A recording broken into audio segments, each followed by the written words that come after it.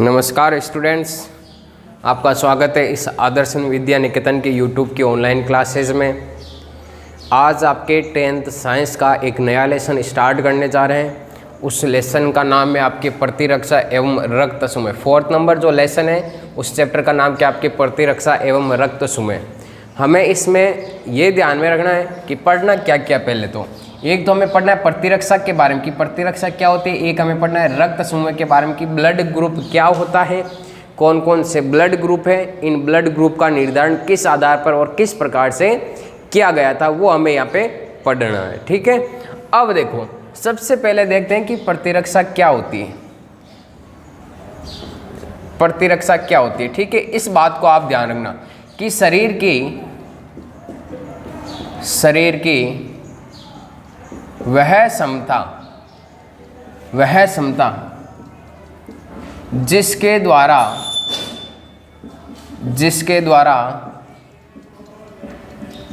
बाहरी रोगाणुओं को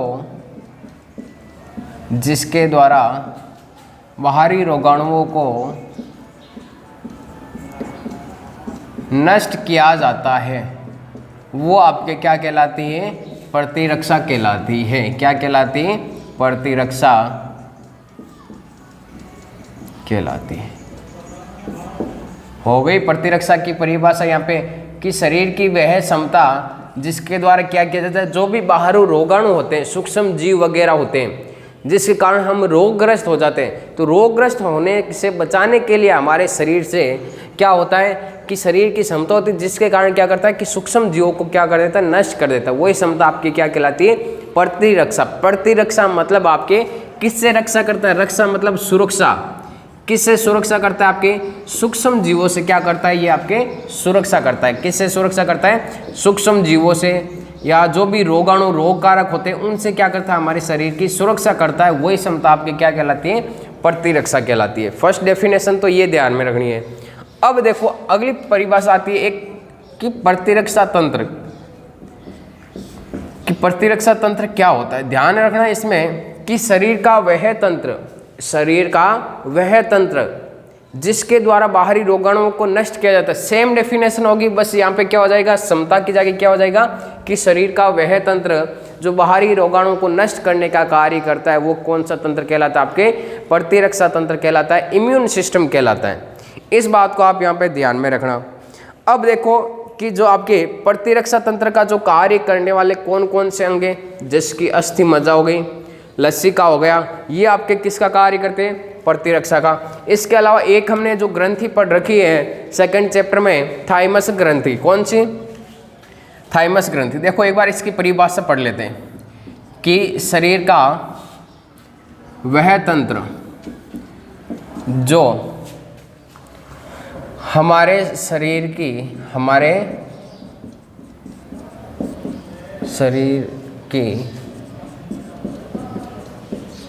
रोगाणुओं से सुरक्षा, या फिर लिख सकते हैं कि रोगाणुओं को या सूक्ष्म जीवों को नष्ट करता है या उनकी कोशिकाओं को नष्ट करता है, वो तंत्र आपके क्या कहलाता है? प्रतिरक्षा तंत्र कहलाता है। ठीक है, तो यहाँ पे प्रतिरक्षा और प्रतिरक्षा तंत्र की परिभाषा हो गई। अब देखो प्रतिरक्षा का जो कार्य करने वाले जो अंग हैं हमारे शरीर में कौन कौन से? एक तो हो जाएगा आपके थाइमस ग्रंथि। कौन सी ग्रंथि? थाइमस ग्रंथि। थाइमस ग्रंथि ध्यान रखना हमारे शरीर में प्रतिरक्षा तंत्र का निर्माण करती है। ठीक है, इसके अलावा होती है आपके लसिका ग्रंथि। कौन सी ग्रंथि? लसिका ग्रंथि। कौन सी ग्रंथि हो जाएगी? लसिका ग्रंथि, या आप लसिका लिख सकते हो। ठीक है, इसके अलावा एक हो जाएगा आपके अस्थि मज्जा, जिसे बोन मैरो भी कहते हैं। क्या कहते हैं? अस्थि मज्जा। ये आपके क्या करते हैं? हमारे शरीर में प्रतिरक्षा का कार्य करते हैं। थाइमस, लसिका और अस्थि मज्जा। इसके अलावा हमने एक सेकंड चैप्टर में WBC के बारे में पढ़ा था कि WBC आपके दो प्रकार की होती है। एक तो होती है आपके कणिकीय, एक होती है आपके अकणिकीय WBC, है ना। इसमें कणिकीय में आपके 3 भाग थे। एक तो कौन सा था? आपके बेसोफिल, इओसिनोफिल और अगला कौन सा हो जाएगा आपके न्यूट्रोफिल। जबकि इसमें एक कणिके में कौन कौन सा हो जाएगा, मोनोसाइट, और कौन सा हो जाएगा, लिम्फोसाइट। लिम्फोसाइट या लिम्फ तंत्र भी बोल सकते हैं, इसको क्या बोलते हैं, लसिका तंत्र, ये लसिका तंत्र, ठीक है। तो यहाँ पे मोनोसाइट, लिम्फोसाइट और आपके न्यूट्रोफिल ये क्या कार्य करते हैं, जो भी बाहरी रोगाणु होते हैं उनको नष्ट करने का कार्य करते हैं। तो यहाँ पे 3 डेफिनेशन ध्यान में रखना, एक प्रतिरक्षा तंत्र, और आपके कौन कौन से अंग आपके इसमें प्रतिरक्षा में कार्य करते हैं। अब देखो यहाँ पे जो प्रतिरक्षा होती है वो 2 प्रकार की होती है। देखो प्रतिरक्षा में होता क्या है, आपने कभी देखा होगा कि जब आप बीमार होते हो, कभी आपको बुखार आता है या कोई भी रोग हो जाता है, तो आप क्या करते हो, डायरेक्ट डॉक्टर के पास जाते हो। डॉक्टर क्या करता है, आपको इंजेक्शन लगाता है ना, और इंजेक्शन लगाने के तुरंत बाद में आप 3-4 दिनों में बिल्कुल एकदम रेडी हो जाते हो, ठीक हो जाते हो। क्यों?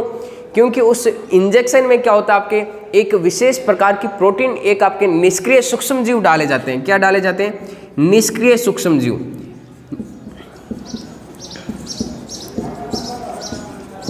निष्क्रिय सूक्ष्म जीवों की बिल्कुल कम मात्रा होती है, ठीक है, कम मात्रा, और इस कम मात्रा को क्या बोलते हैं, एंटीजन बोलते हैं। क्या बोलते हैं, एंटीजन। निष्क्रिय सूक्ष्म जीवों की जो मात्रा होती है उन्हें क्या बोलते हैं, एंटीजन। या कोई भी बाहरी रोगाणु हमारे शरीर में प्रवेश करता है उसी को हम क्या बोल सकते हैं, एंटीजन। बाहरी रोगाणु जो हमारे शरीर में प्रवेश करते हैं उन्हीं को हम क्या बोल सकते हैं, एंटीजन बोल सकते हैं। एक बार इस बात को आप ध्यान में रखना कि एंटीजन क्या होते हैं, कि बाहरी रोगाणु जो हमारे शरीर में प्रवेश करते हैं वो क्या कहलाते हैं, एंटीजन। अब इस एंटीजन, ये जो रोगाणु है शरीर में प्रवेश हुए तो इसको नष्ट करने के लिए हमारे शरीर में विशेष प्रकार की एक प्रतिरक्षा बनती है, जिसे एंटीबॉडी कहते हैं। एक विशेष प्रकार का प्रोटीन होता है, तो वो होता है आपके एंटीबॉडी। क्या होता है, एंटीबॉडी। इस एंटीजन को हिंदी में बोलते हैं प्रतिजन, ध्यान में रखना। अब देखो एंटीबॉडी है, ये एंटीबॉडी किसके लिए बनी है, इस रोगाणु के लिए। ये क्या करेगी, एंटीबॉडी इस रोगाणु को क्या करेगी, नष्ट करेगी। मतलब रोगाणु को नष्ट करने वाला, रोगाणु को नष्ट करने वाली प्रोटीन, ग्लोबिन प्रोटीन बोल सकते हैं, ठीक है। ये प्रोटीन वो क्या कहलाती है, आपके एंटीबॉडी, या जिसे प्रतिरक्षा कहते हैं। इस बात को समझ लेना यहाँ पे कि एंटीजन तो बाहर से जो रोगाणु शरीर में प्रवेश करते हैं उसे बोलते हैं, जबकि एंटीबॉडी जो हमारे शरीर में बनती है जो रोगाणु को नष्ट करेगी वो क्या कहलाती है, आपके एंटीबॉडी कहलाती है। इन 2 बातों को अब यहाँ पे ध्यान में रखना कि एंटीजन क्या होता है और एंटीबॉडी क्या होती है, ठीक है। एंटीजन बता दिया कि जो बाहरी रोगाणु होते हैं वो, और जो इन रोगाणु को नष्ट करेगा हमारे शरीर के अंदर वो क्या कहलाएगा, आपकी एंटीबॉडी कहलाएगा। अब देखो जो प्रतिरक्षा होती है, ये प्रतिरक्षा आपके 2 प्रकार की होती है। कितने प्रकार की होती है, 2 प्रकार की प्रतिरक्षा। अब देखो इन दोनों प्रकार की प्रतिरक्षा में क्या क्या डिफरेंस है उसको पढ़ते हैं। 2 प्रकार की जो प्रतिरक्षा है, प्रतिरक्षा होती है वो आपके 2 प्रकार की होती है। एक प्रतिरक्षा होती है उसे बोलते हैं आपके उपार्जित प्रतिरक्षा। एक प्रतिरक्षा होती है जिसे बोलते हैं जन्मजात प्रतिरक्षा। क्या बोलते हैं, एक तो उपार्जित हो जाएगी, एक कौन सी हो जाएगी, जन्मजात प्रतिरक्षा। अब देखो इन दोनों में डिफरेंस क्या है यहाँ पे, उपार्जित यहाँ पे देखो नाम क्या आ रहा है, अर्जित। क्या नाम आ रहा है, अर्जित, या इसे जन्मजात प्रतिरक्षा भी कहते हैं। क्या कहते हैं, जन्मजात वो हो गए ना, उपार्जित प्रतिरक्षा। अब देखो उपार्जित प्रतिरक्षा में क्या याद रखना है कि ऐसी प्रतिरक्षा जो आपको जन्म के बाद में टीके के द्वारा आप प्राप्त करते हो वो प्रतिरक्षा आपके क्या कहलाती है, उपार्जित प्रतिरक्षा कहलाती है। और यहाँ पे जन्मजात प्रतिरक्षा आ रही है। जन्मजात प्रतिरक्षा मतलब जो आप जन्म से प्राप्त करते हो, जन्म से प्राप्त करते हो वो प्रतिरक्षा कौन सी कहलाती है, आपकी जन्मजात प्रतिरक्षा कहलाती है।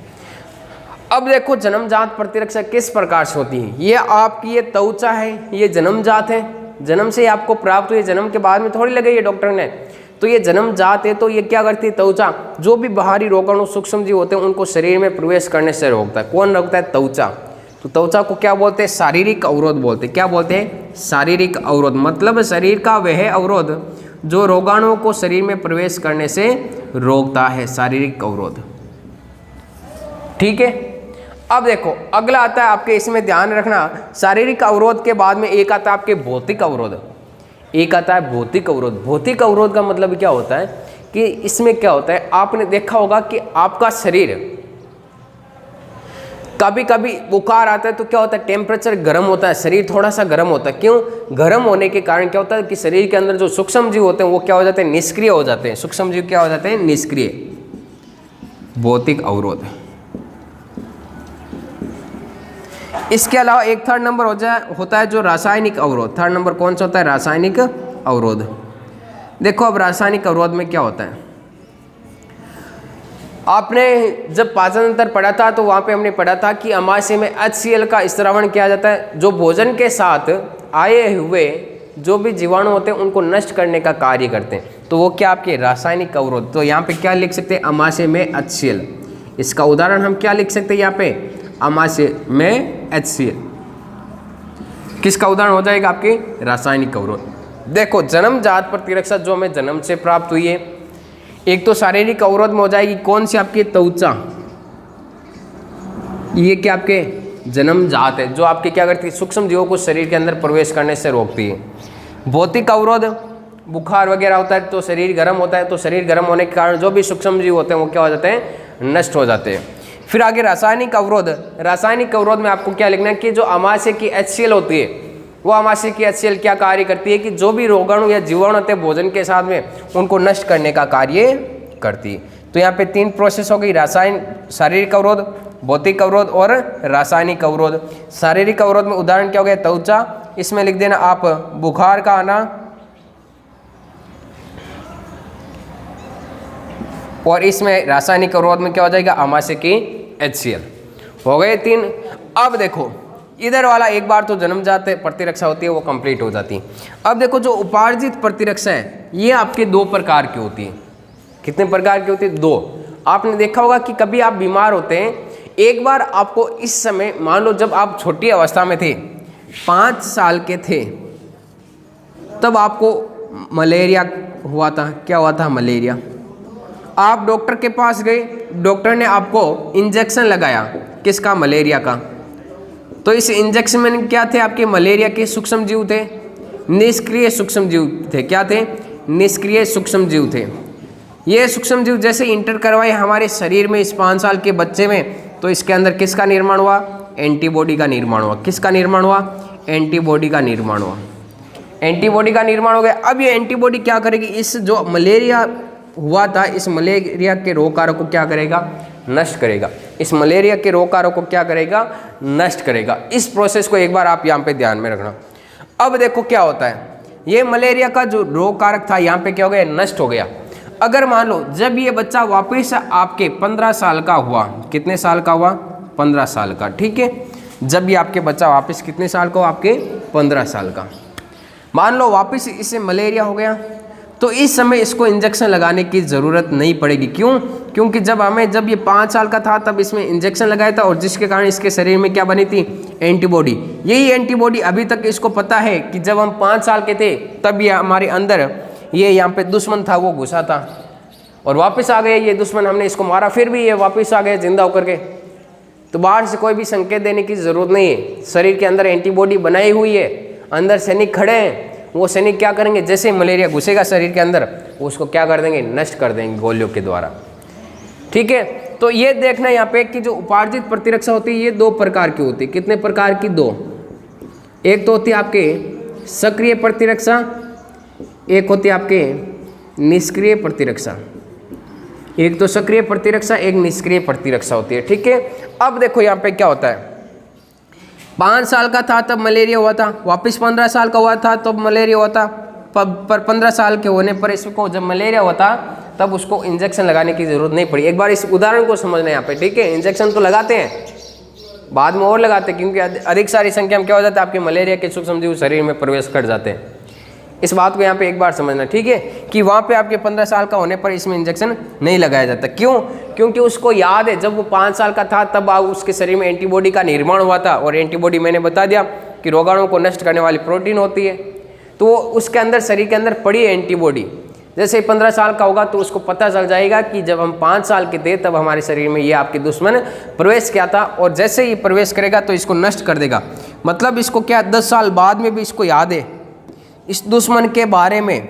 इस बच्चे के शरीर के अंदर वाले भाग को सारों को पता है कि जब हम 5 साल के थे तब ये दुश्मन आया था एरोप्लेन लेकर के, हेलीकॉप्टर लेकर के हमला करने के लिए, और वापस आ गए 15 साल का होते ही।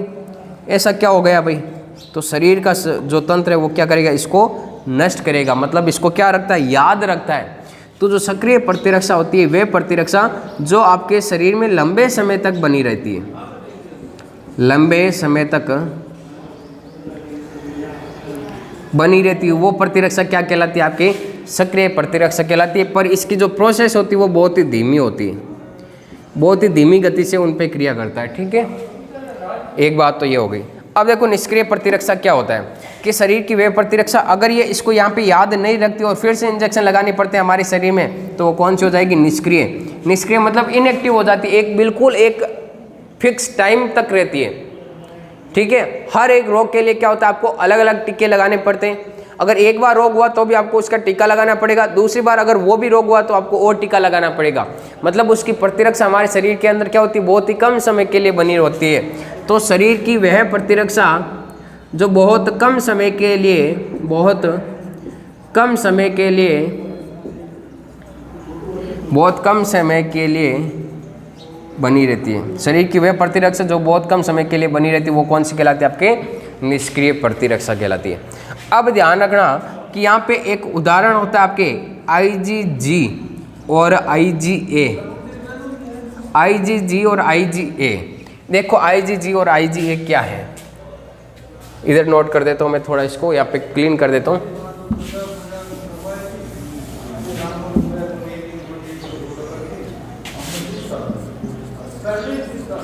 अब देखो IgG क्या होता है, ये जो प्रतिरक्षा होती है IG मतलब इम्यूनोग्लोबिन, इम्यूनोग्लोबिन के आपके प्रतिरक्षा। ठीक है, प्रतिरक्षा ये क्या होता है, आपके प्लेसेंटा के द्वारा जो अपरा जिसे बोलते हैं, जिसे भ्रूण होता है माता के गर्भाशय से जुड़ा होता है, प्लेसेंटा या अपरा के द्वारा यह प्रतिरक्षी माता से भ्रूण में स्थानांतरित होता रहता है। जबकि जो IgA प्रतिरक्षी है ये आपके माता के दूध में पाई जाती हैं और उस छोटे बच्चे को प्राप्त होती है। ये दोनों उदाहरण ध्यान रखना इसमें है, आपके निष्क्रिय प्रतिरक्षा में होंगे, क्योंकि ये बहुत ही कम समय के लिए बने रहते हैं। ठीक है, बहुत ही कम समय के लिए होते हैं। तो ये निष्क्रिय प्राकृतिक प्रतिरक्षा का उदाहरण हो जाएगा यहाँ पे। तो आपके प्रतिरक्षा दो प्रकार की होती है, एक तो उपार्जित प्रतिरक्षा, एक जन्मजात। जन्मजात मतलब जो जन्म से प्राप्त होती है वो आपकी जन्मजात प्रतिरक्षा। उपार्जित प्रतिरक्षा मतलब जो हमें जन्म के बाद में अर्जित की जाती है, विभिन्न दवाइयों के द्वारा, विभिन्न टीकों के द्वारा, विभिन्न इंजेक्शनों के द्वारा जो अर्जित की जाती है वो कौन सी हो जाएगी, आपके यहाँ पे उपार्जित प्रतिरक्षा। उपार्जित प्रतिरक्षा दो प्रकार की होती है, सक्रिय प्रतिरक्षा और निष्क्रिय। सक्रिय मतलब एक्टिव रहती है बहुत ही लंबे समय तक, निष्क्रिय मतलब बहुत कम समय के लिए आपके शरीर में रहती है, बाद में क्या हो जाती है, निष्क्रिय हो जाती है, इनएक्टिव हो जाती है। और जन्मजात जन्म से प्राप्त शारीरिक अवरोध, त्वचा का मैंने उदाहरण बताया, भौतिक अवरोध बुखार, रासायनिक अवरोध और अमाशयी HCl इसमें रासायनिक अवरोध में हो जाएगा। ठीक है, अब देखो इसमें जो हमारा नेक्स्ट टॉपिक रहेगा वो रहेगा आपके प्रतिजन के बारे में। किसके बारे में, प्रतिजन के बारे में पढ़ेंगे अगले, और फिर पढ़ेंगे हम प्रतिरक्षी की संरचना के बारे में। इसके बाद में पढ़ेंगे हम रक्त समूह के बारे में, उसके बाद में पढ़ेंगे RH कारक के बाद में। ठीक है, ये सारे टॉपिक इसमें होंगे। तो आज का ये जो सेशन है आपके यहीं तक समाप्त कर रहा हूँ मैं, और नेक्स्ट क्लास में हम पढ़ेंगे आपके प्रतिजन, प्रतिरक्षी, रक्त समूह और RH कारक के बारे में। धन्यवाद।